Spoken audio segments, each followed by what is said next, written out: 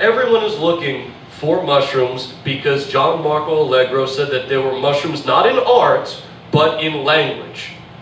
Once again, everybody agrees that Allegro got that wrong, but they held on to the art meme. It's one of those few instances in history where we should throw out the baby with the bathwater. Now, I still haven't heard, actually, an answer to the numerous mentions to cannabis, opium, mandrake, henbane, and actually a whole lot of psychoactives like the Angelus or whatever, and other different names that we don't even know what they are. I'd still love to hear why everyone felt the need to talk about all this other stuff, why Paulsianus names cannabis specifically as the herb smoked by worshippers of Hera. I want to see something about this. Everyone is trying to find this mushroom in art, and I'm sorry, there aren't any. I do want to close on this, though. I want to show you all the one area that I found that's going to be published now in my forthcoming book, where I truly believed mushrooms influenced this author. This is where Jerry and Mai's theories kind of come together and have a meeting of the minds.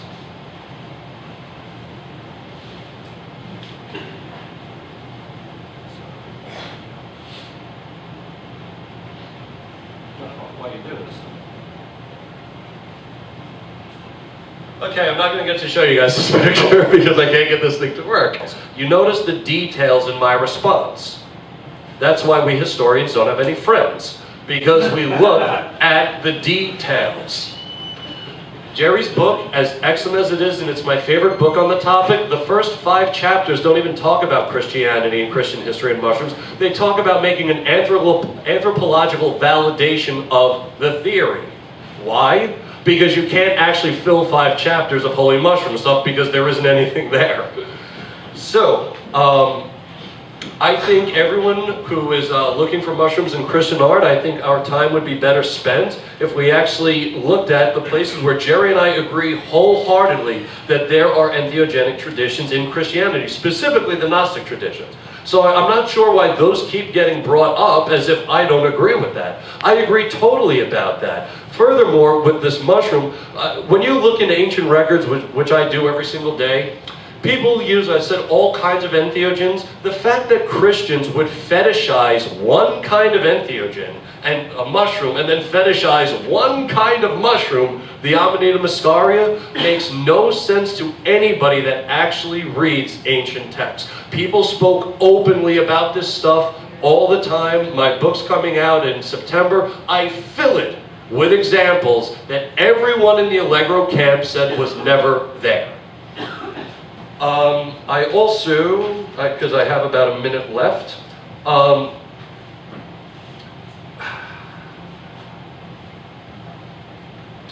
the Green Men demarcation line that I was talking about, I was actually very generous because Jerry was right. It could go on and on. I actually stopped it because I figured there was more than enough there to show that it is not a taxonomically correct mushroom. If anyone would like, I can happily redo that and show you how even less it looks like a mushroom than how I presented it.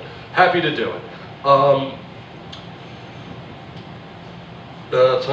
never said anything don't exist in history. There's one last thing that they've never mentioned as well with this group of priests, were all the political overthrows that took place. These guys accused themselves, accused each other to get rid of a political rival, of murder, pedophilia, thievery, rape, but once again, nobody wanted to ruin a guy's reputation by saying he blasphemed the holy mushroom. Pedophilia, fine. Holy mushrooms? Oh, can't talk about that. Might offend somebody. Am I, that's it? Yeah. Seriously, thank you all so very much for coming out tonight and listening to us.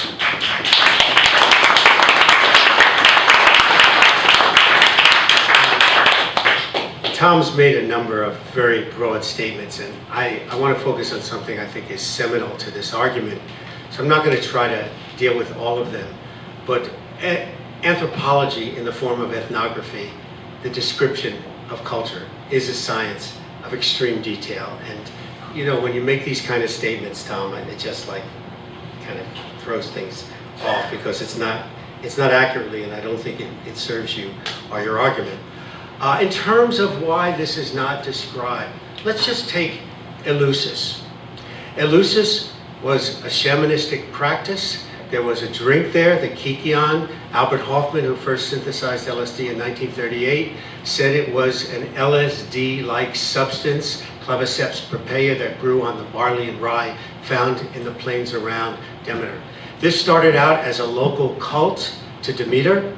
It grew into a pan-Hellenic across Greek cult, and when Greece was conquered by the Roman Empire, it became a Roman cult, and the Roman emperors themselves went there. You can visit it today. It's not a shamanic practice back in the woods that would disappear archaeologically. It's a major archaeological site. It went on for 2,000 years, from about 1500 BC until 400s, the point where Christianity became the official religion of the Catholic Church, and it was suppressed as pagan. You were not allowed, this was considered so sacred, what in the greater mystery you experienced by drinking the Kikion, in the building the Telesterion, that you could not, under pain of death, reveal what you saw there. And we argue in the book, in our chapter on the Eleusinian Mysteries, that this is why Socrates was condemned to death for defiling the Eleusinian Mysteries. This is how strict they held it. And my point here is that here is an example before our eyes, and we certainly have a few Greeks who've written, from Pindar to playwrights to philosophers, the foundations of Western civilization. Not one of them talked about their experience. If someone was going to talk about it, because this was also seen as one of the greatest gifts that God had ever given to humanity. So on this alone, I rest my case as a piece of evidence of why this is not explicitly described as, oh, we took mushrooms, or here are some experiences that we had. But I want to conclude with a broader point, and that is going back to this plain Kuralt image, and we don't have to put it up there.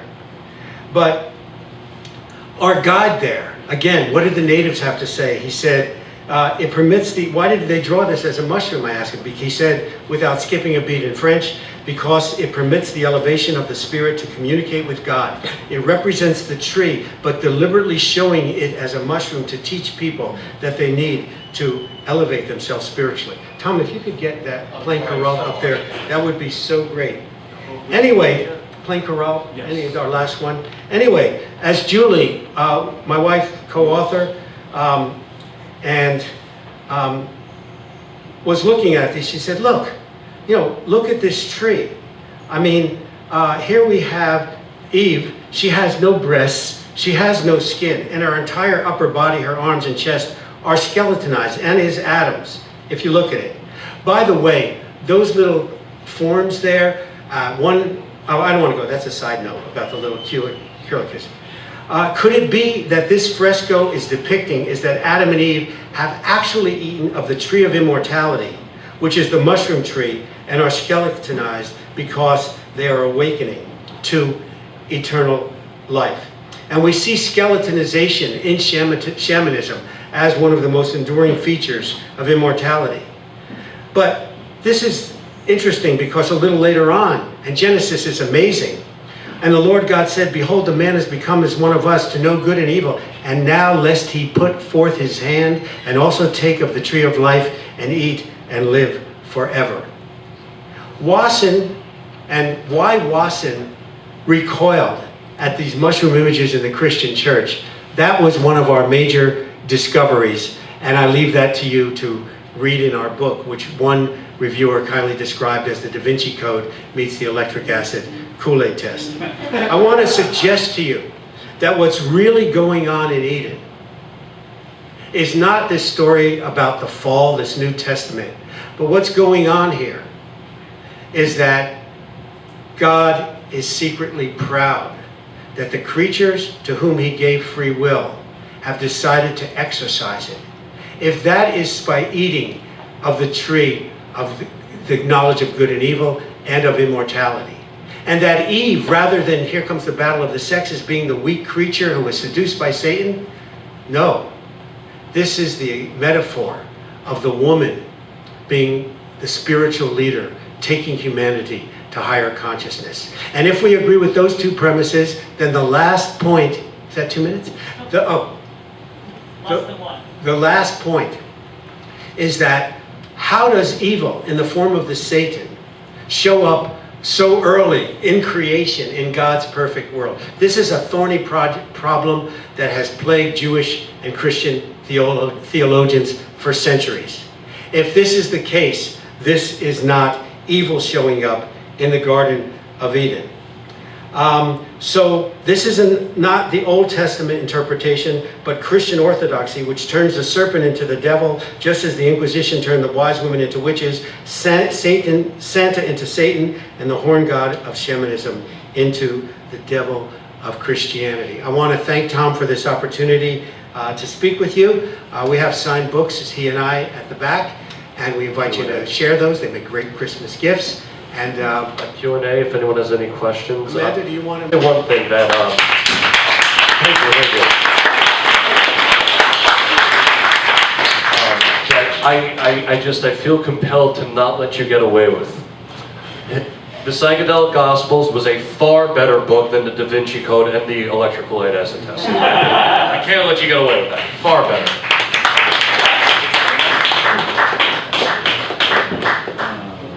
I'll agree with you when we sell 80 million copies. Do my best.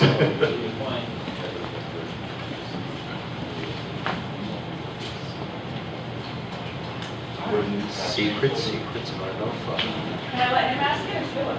Yeah. I would rather that. All right, so I can kind of buy the theory that these were secret rituals and therefore weren't written down. My problem comes from, even in the most secret of secret rituals, somebody wants some sort of formulaic evidence to pass on to the next secret generation of secret keepers. And unless you have this extraordinarily bad luck that all copies of these secret rituals were in one of the destroyed libraries or in Alexandria or wherever, I kind of find it hard to believe that we just haven't found anything. The Library of Alexandria was burnt before the advent of Christianity, so it wouldn't. Yeah. But like, you know, there's I see your point. You know, like, even, it's hard for even spoken word cultures to carry on word of mouth oral tradition without mutation. Okay? But where are I just find it hard to believe that nothing exists. Okay, so the first point here would be that priests memorized the 10 mandalas of the Rig Veda. And we have, that's just one of numerous examples where the bards and the gleamans of ancient times memorized incredible amounts of information. Because Amanita, the reindeer herder shaman complex, came out of Eurasia and came across the Bering Land mass at the last ice age, and maybe, you know, when the tribal people for whom Amanita was the portal to the divine lost access, got out of the Canadian and US Rockies and lost access to Amanita, it was so important to have this portal to the supernatural that they explored many other plants, including the bitter tasting peyote. And these early chemists even found out how to fuse Banisteriopsis capi with the inhibitor in order to have the experience of ayahuasca. And my retort to you is that that tradition was passed down orally without being written down, because they didn't have writing, for thousands of years. So it is indeed possible. And my other point here is they inscribed it into the art where it would be long lasting as a guidance for people from generation to generation who are initiated into this sacred practice. If I could follow up just to answer that question as well, is that cool? Yeah, totally. One of the things that Jerry's explanation does not actually address or cover are certain texts like, let's say, De Wege de Biblius. It's kind of difficult to say, De Wege de Biblius, by, what was his name? Oh, he's so famous too, I can't remember. That's a shame. Anyway, this gentleman wrote about the occult and the secret ritual use of henbane to invoke demons. In the very next chapter, he actually discusses the Amanita muscaria and says nothing about the occult use of it. So he'll talk about the occult use of henbane and secret rituals, but says nothing about a mushroom. Like every other text in history. Absence of evidence is not evidence of absence, and it's also logicians and attorneys who make this point. And I've tried, and I'm not going to try to reiterate it, how I think that can be addressed. Amanda, do you have other questions? But we have evidence of entheogenic use. We have cannabis named specifically, along with opium. Sir? Go ahead. Yeah, I'm just curious. I know this is dealt with Christianity, faith, religion. Have you explored others in Asia, perhaps, that have surfaced depictions or images, or perhaps literature even, by chance? I'm just curious because I would direct you to Chris Bennett's work, Cannabis in the Soma Solution. I mean, it's like this big, but it's in my opinion, it's the best book on the topic as far as answering that, like the Eastern tradition. And Mike Crowley. Oh yes. Oh, excuse me. Mike Crowley as well. Secret Drugs of Buddhism. It's a little above my reading level, I must admit. But people that have read it, that are familiar with those traditions, have all raved about it. I'm not. I've pretty much stayed in the Western tradition. So I don't know if Jerry can. Yeah. We stayed with Christianity because we had original research on that topic. However, there's works in Judaism. Corey and Amanda just recently published an excellent paper on Moses on their website, sillyrabbits.com. Yeah, and they have other great work going on there. So there are roots, Shannon and Dan Merkur, Mana, also in Persia. So there are other works. It was just beyond the scope of what we could do credibly. But they are there, and we cite them some of them in our bibliography. The Crowley book came out afterwards. What is the name of it? Secret Drugs of Buddhism. Secret Drugs of Buddhism by Mike Crowley. Yeah. Thank you. I quickly have like a two-part question. Sure. Understanding that the Planck fresco does not make or break this theory. Absolutely. What do you have to say about Amanita muscaria mushrooms are typically colony mushrooms? They don't branch like you see psilocybins do. So I guess what would be your response to the fact that they don't branch? And then the textual evidence you give is fantastic, like the Gospel of Thomas and measuring out a dose. But I find that rather ambiguous. So I'm wondering exactly how that supports your mushroom hypothesis. Yeah. Let me take the second one. First of all, we could not. There is no datable Christian art from before 200. So we could not go back further than 300 in the Church of Aquileia and the mosaic that Tom showed, which was an interesting find in and of itself. The reason is persecution, poverty, lack of building and wealth, to create that art. So you have to go back into the scripture and or into the Gnostic Gospels.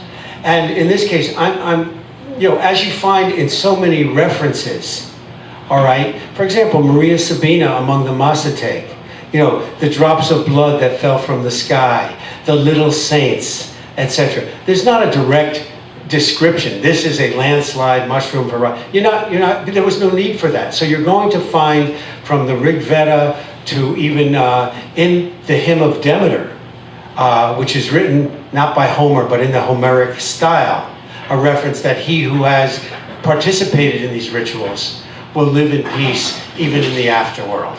So what we get are the effects that are the most direct thing. We're not going to have a smoking gun evidence from that time or a direct quote, and that is just the way it is. I don't know if you wanted me to follow, but to get more questions, I'll just forego saying anything about that. Yeah, we have just one more. You have a question, sir? Well, I don't know if it would be acceptable. It's more an impression. Okay. Sort of the idea of guess, the passing on of traditions, you know, strictly in a purely oral sense for a long period of time. You know, I mean, you mentioned the Vedas. You know, my understanding is that it's believed in all likelihood they were passed on orally, preserved for thousands of years before they were even set for granted. You know, when I think it was Vyasa actually collected them and wrote them all down. And my own, I guess, years of experience in the Sufi tradition of Sufism, that over many years I've discovered that there are oral traditions, teachings, and practices that have been passed down since time immemorial that they're not in books anywhere. You cannot find them anywhere. You know, they're only passed down. So anyway, I just wanted to offer that support to that idea. Thank you, I appreciate it. To that, if I could just say something to that, I'm curious then at what point in a person's growth, let's say within the Catholic Church, that they're actually indoctrinated into the mushroom. And I ask this because I went to Catholic school, I went to Sunday school, I have friends that went to theology colleges, I have friends that became priests, and all of them are really waiting to find out when they actually get to eat the holy mushroom. So if I could just, if anybody has an answer for that, I do. At what stage do we actually get to eat it? Yeah. Well, you can eat it at any stage you want to. However, as you and I know, and you may disagree, that it was after the Inquisition that we start to see the disappearance and the discouragement of these kinds of images in Christian art. Obviously, the last part of your question is maybe even more interesting than you think it is, because we've had the book endorsed by Brother David Stendhal-Rast, who is a Catholic priest of the Order of St. Benedict, who said, if I can experience God through a sunset on a mountaintop, why not through a mushroom prayerfully ingested? We see ayahuasca in the Church of Santo Daime in Brazil, which is approved by the Brazilian Council of Bishops, and under the Religious Freedom Restoration Act of 1993 is being allowed in certain branches of the Santo Daime and the União de Vegetal in the United States. So I think that, I know it took 300 years for the Church to forgive or apologize to Galileo. I hope that it will open, because we don't see this as a challenge to the Church. We see this as a way to go back, re-sacralize the roots of the divine experience.